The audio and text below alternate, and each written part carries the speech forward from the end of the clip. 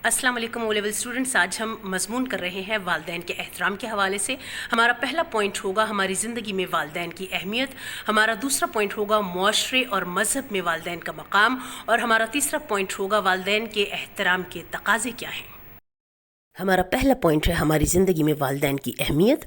ज़िंदगी में सबसे ज़्यादा अहमियत वालदैन की होती है, क्योंकि वालदैन ही दुनिया में लाने का ज़रिया बनते हैं। फिर छोटे बच्चे से लेकर सने बलूगत तक इंसान की तमाम ज़रूरियात की तकमील वालदैन ही करते हैं।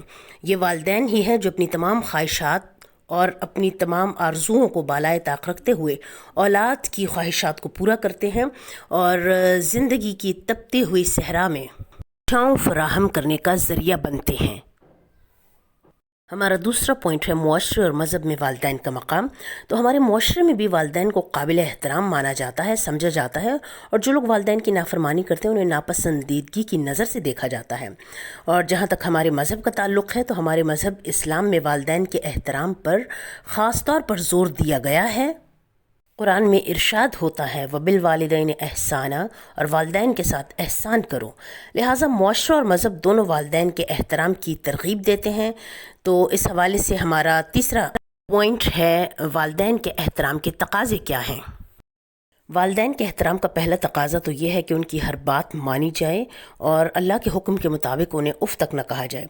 जिस तरह बचपन में वालदैन औलाद का ख्याल रखते हैं, औलाद का भी फ़र्ज़ है कि बुढ़ापे में वालदैन की ज़रूरियात का उसी तरह ख़याल रखें।